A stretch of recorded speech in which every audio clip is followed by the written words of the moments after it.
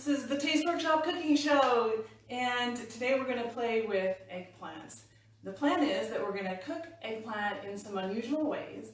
We're going to talk about some of the myths associated with eggplant and some of the cool nutrition benefits. I'm Michelle Redmond. I'm a registered dietitian nutritionist, and I call myself a food enjoyment activist. And I do that because I feel like in our crazy modern food culture, where food should be about fun and bringing people together and enjoyment, the thing that we do most common multiple times a day has become complicated, full of judgment and eating restrictions and lots of questions. So I'm about connecting enjoyment and health. And I did my culinary training in France. So although I can make fussy, complicated French dishes, most times of the week, I'm about food being simple, flavorful, and making me feel great. So that's my philosophy. So, eggplant, before we get into it, I have a warning, and that is not everybody likes eggplant. So, keep an open mind. You might be one of those people. You might know somebody who doesn't embrace eggplant fully. And that's what we're trying to address today. There's lots of myths associated with eggplants. Going back to medieval time, doctors thought that it caused insanity or angriness. And so that's a problem. The Romans even called it mala insana, I believe. So crazy apple. And Eating Well magazine did a survey a few years ago and asked what are the most hated vegetables, and poor eggplant was up there in the number 5. So we're gonna try and work on that. Although Renaissance herbalists thought that it was an aphrodisiac and called it a love apple. So some people really liked it. The second warning is that we are going to be talking about bacon, which is sacred to some people, but we're making bacon. And the flavors are very specific in bacon, but in this eggplant bacon, we're going to be mimicking some of those, and it makes for a fun way to use it in a number of dishes. So that's what we're going to be doing. And I've got Vicky Bot. Thank you for letting me know that I'm on. So why eggplant? First, it's readily available much of the time during the year. It is a vegetable, actually it's a fruit. That's another sort of misunderstanding or myth. It's not really a vegetable, it's a fruit botanically. Has a lot of diverse qualities to it, which we're going to talk about nutritionally, that I like. And it is something people are trying to do more often, is just add more vegetables to their diet, which is fantastic.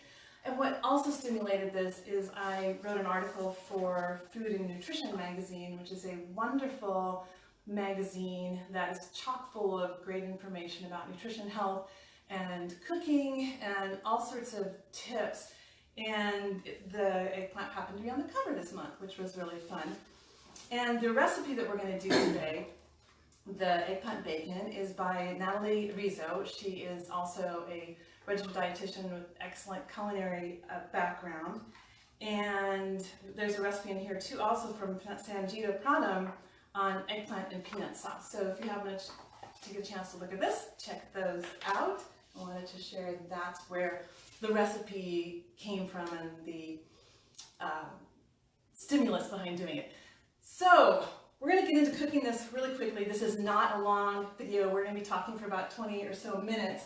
But I would like to hear from you about some of the purchasing myths or questions you've had about using or buying eggplant and maybe even storing it. The eggplant is called, when I've been working in London in France, it's known as aubergine. And so, please do not call me an eggplant. I'm very pretty. I prefer aubergine. So that's my French eggplant. And we're going to dig into some of those myths. Wendy wanted to know How are you picking a good one? So this is what I would consider a good one. It's got some shine to it. It's not dulled, so that gives you some sense that it's not dried out too much. The color doesn't really tell you too much because there's so many different varieties, but with the most popular Americanized version, the Globe, you're going to get shades of purple to dark purple. I wear my eggplant shirt to show you another variation of that. And you want to be able to press on it, and it might indent a little bit, but it's going to spring back. You're looking for the calyx to be somewhat green, not super dark, and that gives you some sense of freshness as well. Unlike things like a pineapple, you smell it, it doesn't tell you anything like that. So you really are going on visuals and on touch. But another thing I'd recommend is try to avoid them refrigerated. In stores where I see them refrigerated, I tend to be particularly picky on looking at them because refrigeration does cause them to become a little bit more bitter, the flavors change a little bit, the seeds start to become really prominent. It's crazy. I've done side-by-side tests with eggplant sitting out, then in a refrigerator, and then for certain periods of time, and then checking them over time and watching the seed structure really evolve. And to write this recipe, even though I felt like I already loved eggplant, I had to cook 20 in a row to just prove some of my experiences with eggplant and be able to talk about them a little bit more. So you can refrigerate them if they look like they're on the end of their life. I would definitely do that. If you bring them home and they're looking really fresh and you use them a day or two, just leave them out on the counter. Or if you aren't going to use them for a while and you know that, go ahead and put them at some point in the fridge, and that seems to last for about a week or so. So that's my example on that. So we're going to go ahead with this recipe and start off with, we've got an enormous eggplant here, and we're just going to go ahead and even it up a little bit and take off the calyx. And this is a really simple recipe. It has 5 ingredients, so no one can say, oh, I didn't have time to do it. And we're going to start with taking off the peel, and I have some pre-made, so I will show that. But we're going to, and actually I prefer to do this. You can get a little bit more purchase on it. And we're going to not use these peels for this application. I know there are some recipes where you can use the peel for different things, but we're just going to do this. And you can use a peeler that has, I've got a serrated peeler, which gives you some striations in it if you want that look, or just a straight peeler. This happens to be, Tiffany, when you made this recently, did you use this one? Okay, yes. So we're gonna use this one because it's a bit easier to dig into, right? Yeah. Yeah, so we're gonna end up with these pieces like this. Yeah, I'm still waiting for one of the myths to be mentioned that's really common about eggplant, that's also really controversial. I got into a debate with some friends at a cooking event where they swore, and I don't know if any of them can join today, oh no, that's not true about eggplant. My grandma told me that. It's one of those sort of myths, and I'm wondering if anybody knows what I'm talking about. Oh, okay, thanks, Wendy. So Wendy said this was a good peeling tip. Because often I find people trying to peel things like this. Now, if you are working on with a carrot, you're going to do it like so. If you've got something big and bulky, it does help to work on it like this. We can get 20, this is a huge eggplant. We can easily get about, I would say, 40 to 50 slices out of this eggplant. The recipe suggests 1 small eggplant, and with that you're going to get about 30 to 36 pieces. So what we have also is I'm using a cast iron pan for this, which people often commonly do use with bacon. Stop when you get to the seeds. Oh, Tiffany's making a suggestion. Thank you, because she prepped this for me earlier, that you do want to stop when you get to the seeds. And I'll show you afterwards what you can do with this instead of tossing it. We have some ideas for what to do with that instead of tossing it. Vicky Vaught has a question. Yes. Vicky says, does eggplant have to be dried for a few hours before cooking? So that gets into another one of our cooking myths about eggplant. And that is that eggplant is texturally challenging to lots of people, and it's texturally challenging the way it's structured. It has lots of air pockets. So a lot of people don't like eggplant because they bite into it and they get this mush. And for a lot of people, that's a texture that they can't manage. So the idea was that if you salt them, you reduce the moisture content that is in them, then when you cook them, then that will help with it. So it only helps a lot in applications with very high heat, like grilling, or if you have an eggplant that's gone a little bit too ripe and it has already, air pockets start to cloud, its moisture content has changed. Reducing the liquids in there can help a little bit and can help dry it out. So so this is a way to be lazy. You don't have to go through that whole process. If you do decide that you want to pre-salt, 90 minutes, well, at least 30 minutes, 60 to 90 minutes is going to drop a lot of the fluid out of there. And that works best for grilling, I find, so I'd like to know if other people find that true as well. In cafes and food service that I've worked in, we don't do that. Number one, you don't have time to salt and let things sit. It's an extra step. Thirdly, if you're buying fresh eggplant that's been stored properly, it's not going to be an issue. The salt really is adding wonderful flavors and it's bringing out the savoriness of the eggplants and also balancing out. Some of them can be very sweet taste profile. So that's a good question. I'll talk about other options. There's a microwave option, but let me first mention that I'm getting my pan heated. And did I say I was a lazy chef or a home cook? Whenever I cannot measure because I don't like to clean things, I do. So we're going to go 1001, 1002.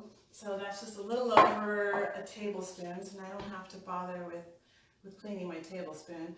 Whatever size pan you use for this dish, what we're looking for is pan fry, not saute. Saute is going to have a little lighter coating of oil. We want it to completely cover, but with pan fry, I'm just going to put a little bit more.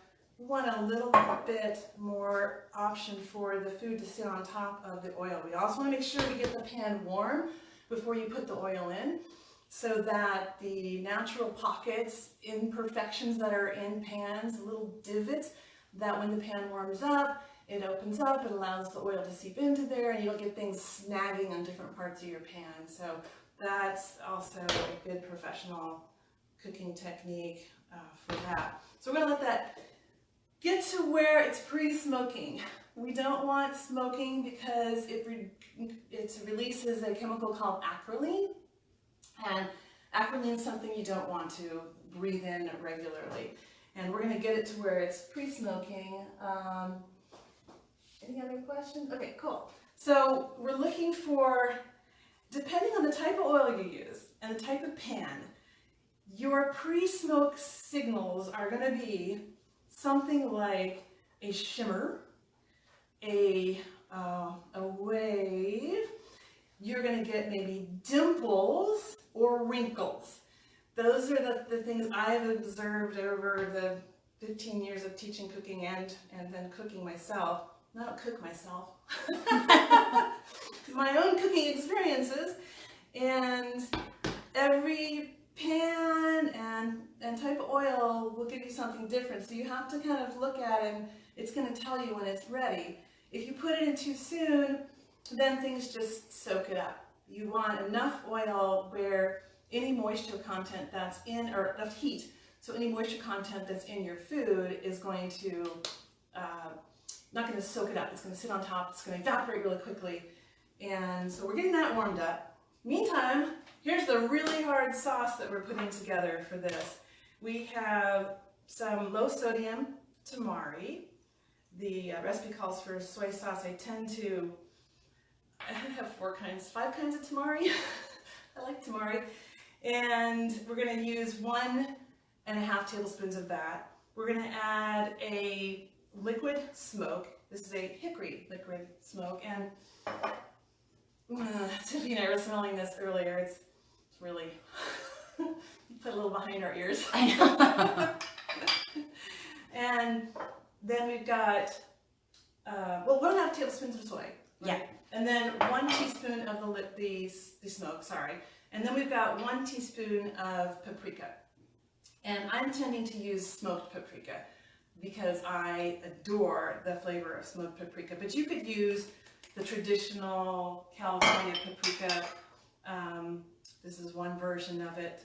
And it's Hungarian sweet paprika. There's California sweet paprika. So unless it says smoked, it's indicating that it's sweet. And it's not hot.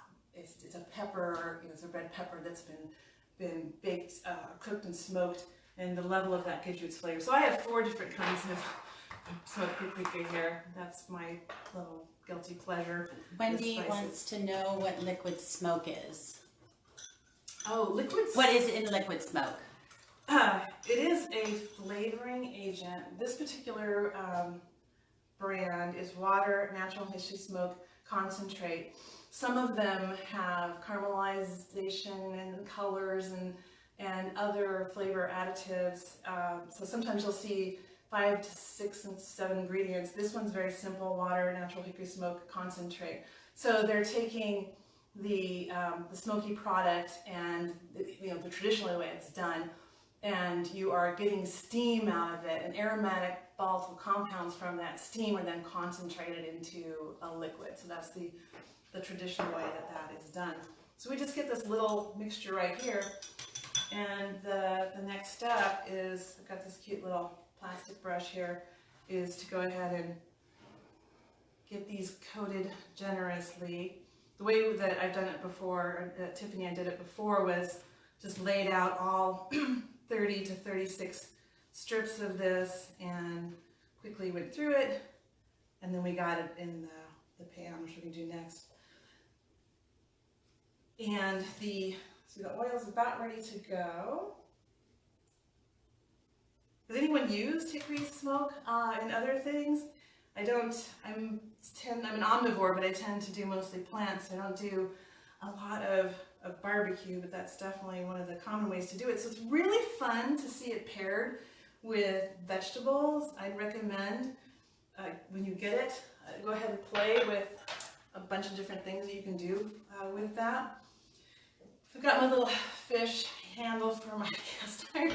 I lost the little thing that helps you hold on to the edge. We're almost at, I only have this on medium-high because the eggplant is going to cook quickly, and it's about ready to go. So before I get that on, I did want to mention another myth about purchasing, the one that my friends and I got into a avid discussion about. Are eggplants male and female? Hi! How's your day? I don't know any eggplant puns, if somebody knows any. So, are they male or female? We will just put that right there and let the debate begin. So we have, this is ready to go. I'm going to take my tongs. I've got my paper ready to put the cooked eggplant strips down on. And so I'm just starting to see, so you could either use tongs. Personally, I find a bit more control. I'm going to go flavor down. Can you hear that, Tiffany? Yeah. Okay, so it sounds like bacon. It smells like bacon. It does. I'm not going to crowd the pan too much because it's got a lot of evaporation of the liquid that's in the eggplant currently. I almost can sneak a few extra ones in here. I think we'll stop there. And it only takes a couple minutes. And what you'll see, what's kind of fun, is the edges begin to brown, sort of like you see in bacon in the middle strip is going to be light colored. Do you want to hold it up? Pardon? Do you want to hold it up? Oh, can I hold it up? Yeah, that's a good idea. I don't have a mirror. So, this is what we're looking at, the way I spread it out. And so 1 to 2 minutes, depending on the temperature that your pan is at and your oil is at, or if your eggplant was extra wet, or even if your eggplant was very cold. All of these things, that's what makes writing recipes and reading recipes so hard to follow. So another myth I want to talk about is whether eggplants are bitter or not, because that used to be a big turnoff. In the 19th century, Europeans, the version of eggplant that they saw was white, and so they thought it looked like goose eggs, and that's one of the ideas behind the term eggplant. And they used them mostly for decoration because they didn't care for the bitterness. But bitterness has been really bred down in eggplant, and you find some varieties are a little bit sweeter or more bitter than others. This is the Globe, the most popular one, the American one, is a bit on the less bitter side. This is how it's been done. So we're almost at a bacon sort of look here. I want to wait till I get one that I can show you. Okay, so starting to get kind of brown. The other thing I wanted to mention about those that was Vicki brought up earlier was that you can take eggplant and press it between paper towels and plates, put it in the microwave for a few minutes, and you'll reduce the liquid content in there if that's something you want to do, which does work particularly well for eggplant that is a bit on the older side. So that is one technique that people have used, and that I have used for certain applications. So we're starting to get kind of a bacon-like look. What do you think, Tiffany? We're getting... Yeah, it looks good. Okay. And it's okay that if you get some blackening on the edges. Personally, I like that. I think there are people whose taste buds are much more delicate than mine and don't care for things that are on the blackened side. I tend to like bitter notes, and in the case of this, it does add color. You could cook it slower and lower if you didn't want to get that. We're trying to get sort of a fried state, and depending on how fast you cook it and how much oil, it can be crisp or it can be on the light side. So I'm going to put these over here too. I'm going to give that one more minute.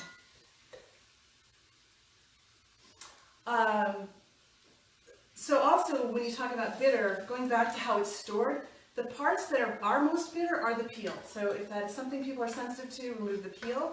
The seeds are also another area where those alkaloids are stored, those bitter alkaloids.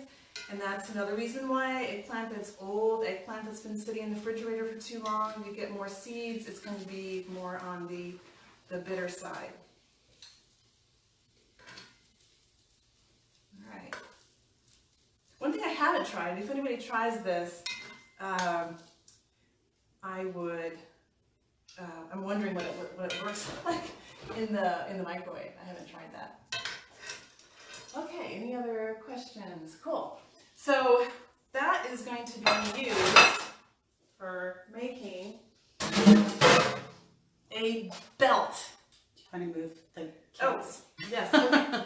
A bacon, eggplant, lettuce, tomato sandwich. I invented that. I don't know. I didn't go to Google it. I'm always disappointed when I think, oh, I invented a new dish, something wild and crazy, and I Google it, and there it is. So we're going to put together in just a minute a belt and talk about a couple of uses for this bacon eggplant. So back to, is eggplant male or female? It's neither, and that causes lots of debates, and I see people in the store trying to figure out, is it female? Does it have lots of seeds? It makes no difference. It goes back to all those other things that I talked about. There's no gender to eggplant, but I've really had some heated discussions with friends. My Italian grandma said it did. But it also could depend on what variety people were buying, what time of year they were buying it, that may have caused some of those clues or ideas to associate it with having that sort of background. Wendy had a question about the seasoning and if it's just brushed on one side. Oh, and yes. if you can use it with zucchini. So we brushed it just on one side. This is such a strong mixture flavor-wise that I wouldn't do more than that. It's definitely potent just like it is. And in terms of could you use zucchini? Zucchini has, so eggplant has about an 85% water content. Zucchini is around 95 plus. I'm trying to remember, somebody can correct me or Google that. And that also makes eggplant something tricky. I mean, zucchini is something tricky to work with. If I tried it, I would make the zucchini peels really thick. I would make sure you get this really hot, but do it. Tell me how it works and I'll post the results. So we have this eggplant now left over, and I'm going to keep what was in the pan, which now has some flavors from that, and I'm going to go ahead and just pop it in here. And it's not been salted, so I want to make sure, normally I actually would salt it before I stuck it in here, but I'm going to salt it so it's got some extra flavor and just get some nice color on that. And I'll show you an example of that in a minute. But let's go ahead and put this belt together. And I had a couple of questions on health that somebody had emailed me. One of them was that the eggplant has a lot of interesting phytonutrients, flavonoids, antioxidants, and one of them is niacin. And, oh, I have a sign for that because it's kind of a hard word. So niacin, which is a flavonoid that is linked to good brain health, that it is potentially neuro-anti-inflammatory, that it also may help with synaptic signaling and perhaps with blood flow. And I'm doing next week a Facebook Live with Wendy Bader. She calls herself Your Brain's Nutritionist.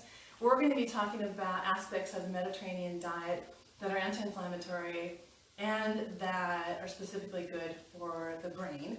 So join us next Thursday for that. We're going to be making artichoke puttanesca and talking about how to pull things out of your pantry quickly for meals. So that's what's going to be going on then. So Tiffany, you want to come over and put together a belt sandwich? I want to make belt sandwiches popular. Hi, so why don't you go ahead and do this, okay? We've got our, actually let's use we can use this. So this is how this eggplant turned out. So we've got, it's got some structure to it, depending on how thick you do it, how long you cook it. We did a whole plate earlier today, and we've got pieces that are quite stiff, so we can use whatever you want to use on this. And that's what it looks like. It does kind of look like, sorry, this is not, I don't have a Zoom close-up. This is your home cooking show here, nothing fancy. And we're going to use that to make a belt. And the bread that's going to go on is my husband's bread right here, homemade bread. And I want to make, let's just make one and then we'll split it and see how that goes. Alright, and while she's doing that, let me show you a couple other things that we've got that we put together. This is what this eggplant looked like after putting some oil down in it and heating it up, giving it some color. You could serve this just like this. Put, I don't know, pesto sauce on it, a marinara sauce on it with maybe some goat cheese and warm it up. You could finish cooking this with it, leave it in there after it's got this nice color and flavor on it, put a little water in it, steam it, pull it out, put it in a blender, add some tahini and some garlic and some lemon juice, make a sort of moutabelle, a dish that we confuse here in the US often with baba ganoush, and add yogurt to it if you want some extra authenticity to that. And so that's what that would look like. And another suggestion I have for this is to take the longer ones of these that aren't stiff. You decide to cook it a little less stiff. Lay a whole bunch on a plate. Take some goat cheese that's been flavored, perhaps a little bit of thyme and pepper, and then I would slather it on. Roll these up. Wouldn't that be fun? Yeah. You're gonna have to try it, but you could cut them or you could serve them singularly. Slight drizzle of honey and some coarse sea salt. That's what I'm thinking. That's my recipe for that. So we're using some Gruyere cheese and we're using Dijon mustard. Any other ideas about? Any other ideas about that? Okay. All right, there we go. That's our belt. Another way that you could use this is to take. I would pull some things out of my pantry. Some grilled artichokes, some white kidney beans, and some Greek Kalamata olives, maybe some sun-dried tomatoes. Throw that in a bowl with these, almost acting like noodles. Just a fun flavor and texture element to add to that. So that's what I would do. So I think the liquid smoke, like really, it smells like we've made bacon. It definitely smells like the barbecue's happened someplace. So again, this is Tiffany Elegard. She's my intern, and we're going to be doing video together with Wendy next week. And also in 2 weeks, I'm doing an interview on cooking oils with Yaki Lobi, and we're going to be talking about some of the challenges and interesting aspects of working with cooking oils. Yeah, I think it looks pretty. No, not on camera. All of a sudden, I think it'll be too big for my mouth. All right. Well, thanks for joining us, and we will hopefully see some of you next week. Yeah. Thank you.